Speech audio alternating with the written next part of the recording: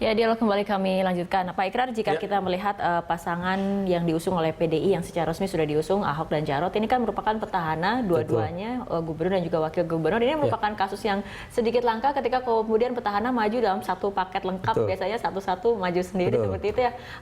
Pak Ikrar, seperti apa? Jadi gini, kalau Anda lihat hasil survei yang dilakukan atau hasil kajian yang dilakukan oleh Kementerian Dalam Negeri, itu menunjukkan betapa di atas 65% dalam pemerintahan daerah ya, sejak pemilu pilkada 2005 itu selalu bubar jalan ya, termasuk juga Jawa Barat kemarin ya, dalam pemerintahan akhir yang pertama ya. Dan Anda juga tahu ya, bukan cuma bubar jalan dalam arti kata setelah terpilih gubernur kemana, wakil gubernur kemana, bupati kemana, wakil bupati kemana, wali kota kemana ya, tapi juga bubar jalannya itu lebih sadis lagi ketika kemudian mereka maju untuk kemudian dengan bendera yang berbeda pula ya, termasuk gubernur Aceh sekarang ya, pilkada Aceh ini kan sekarang kan gubernur dan wakil gubernur dia mau maju sendiri ya, saya juga nggak tahu apakah kemudian mereka berhasil ya. Dan satu hal yang menarik juga ya, ternyata PDIP dari tadi malam saya dengerin itu akan mendukung mantan gubernur yang pertama kemarin ya, yang berasal juga dari GAM juga ya. Ini suatu hal yang menarik. Kenapa yang menarik? Karena Anda tahu PDIP misalnya tidak punya basis massa di Aceh, tapi kemudian ada calon gubernur yang dulu menjadi gubernur pertama di Aceh pasca MOU Helsinki ya, itu kemudian mau didukung oleh PDIP, itu suatu hal yang kemajuan. Ya, nah, kembali kemudian, ke DKI Pak Ikrar. Kembali ke DKI ya, itu. Anda tahu bahwa bukan cuma simbolis roti buaya yang kemudian ditunjukkan berbagai televisi termasuk Berita Satu ya, bahwa itu menunjukkan betapa ada satu pasangan politik yang baik antara Ahok dengan Jarot. Tapi Anda perhatikan ketika ribut-ribut di dalam PDIP itu muncul, itu Jarot tidak pernah membuat satu pernyataan-pernyataan negatif tentang Ahok ya. Dan sebaliknya Ahok juga selalu mengatakan, udahlah lo ikut gua aja deh, nggak usah pakai partai lo juga nggak apa-apa ya. Jadi itu menunjukkan betapa ini bukan perkawinan politik, tapi mereka memang sudah sehati untuk membangun Jakarta ini. Ahok Jarotnya ini bukan kawin paksa seperti itu. Kalau ya, buat Pak saya Ikrar, enggak, ya? karena buat saya enggak, karena terus terang Ahok pernah ditawari misalnya kayak Boy Sadikin untuk menjadi wakilnya ketika dia harus menjadi gubernur dan kemudian kursi wakil gubernur kosong. Dia tolak.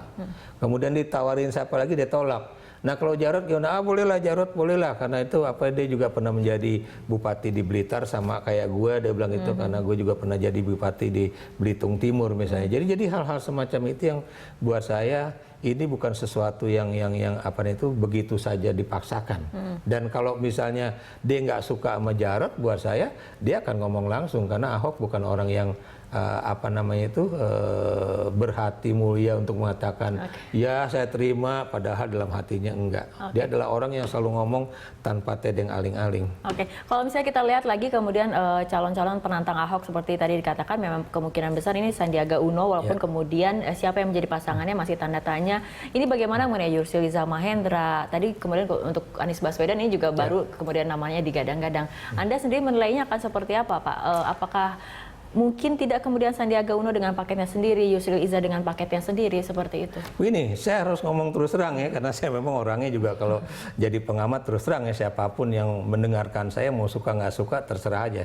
Begini, ada satu psikologi politik yang sulit bagi partai-partai Islam untuk DKI Jakarta ya. Kenapa demikian? Ya, saya beri contoh, PKS pernah mengusung calon dari partainya sendiri ya, kayak Adang Darajatun pada pilkada 2007, dan kemudian juga Hidayat Nur Wahid pada pilkada 2012 ya. Dan Anda tahu dua-duanya keok ya. Adang Darajatun itu kalah dari Foke, dan kemudian Hidayat Nur Wahid kalah dari sama Jokowi ya. Foke juga kalah, dia bahkan nomornya nomor 3 kalau nggak salah ya. Jadi di situ. Dan Anda juga tahu ya, teman-teman partai Islam itu juga mengatakan pada saya ya, psikologi politiknya itu adalah kalau mereka cuma bergabung di antara partai Islam aja, itu secara politik akan dipandang ini kekuatan sektarian, sangat agama sentris ya. Itu satu. Kedua, yang seperti juga saya ditulis di Harian Kompas kemarin ya, partai-partai Islam itu memiliki mazhab yang berbeda-beda ya, baik itu PAN, kemudian PKS, PKB, dan P3 ya. Dan P3 dan PKB yang sama-sama NU aja sulit untuk kemudian menyatu membangun kekuatan politik, baik itu di Jawa Timur atau di mana ya, karena mereka selalu dalam posisi yang bertarungan. Saya beri contoh misalnya ketika Yusril akan mengajukan Saifullah Sekda ya, atau ketika misalnya Sandiaga Uno juga akan disandingkan dengan Saifullah, yang menentang utama itu adalah P3. Kenapa P3 menentang? Bukan karena Saifullah itu adalah ketua DPW NU, tapi karena Saifullah itu lebih didukung oleh PKB dan bukan oleh P3. Itu kenyataan. Yusril, ini juga ada satu psikologi politik ya. Dia adalah ketua umum Partai Bulan Bintang. Ya, yang dulu pernah menyiarkan bahwa kalau kami menang kami akan memperjuangkan syariat Islam. Dan Anda tahu gara-gara kampanye itu dia boleh bilang terhengkang dari politik Indonesia. Dan dalam kaitannya dengan Yusril, dia ketua partai Bulan Bintang, tapi dari pemilih Bulan Bintang itu 51% justru akan memilih Ahok dan cuma 29% akan memilih dia. Jadi ini juga tentunya akan dihitung juga oleh teman-teman partai yang akan mendukung Yusril. Riza Ramli, ya Anda tahu. Tidak sedikit teman-teman dia juga mengatakan bahwa Rizal itu memang pantasnya untuk sesuatu yang punya wacana lah ya, untuk yang masuk ke dalam becek-becek dia agak sulit karena dia lebih seorang pemimpin yang lebih banyak berpikiran besar ketimbang berpikiran sesuatu yang memang konkret untuk mengerjakan sesuatu yang kecil-kecil. Dan Anda juga tahu bahwa sampai detik ini juga agak sulit bagi Rizal untuk mendapatkan dukungan dari partai-partai ini. Jadi saya setuju dengan Sandiaga Uno bahwa kemungkinan besar memang akan cuma ada satu pasangan yang lain, yaitu Sandiaga dengan yang apakah pasangannya itu Anies Baswedan atau dengan Mardhani sekarang.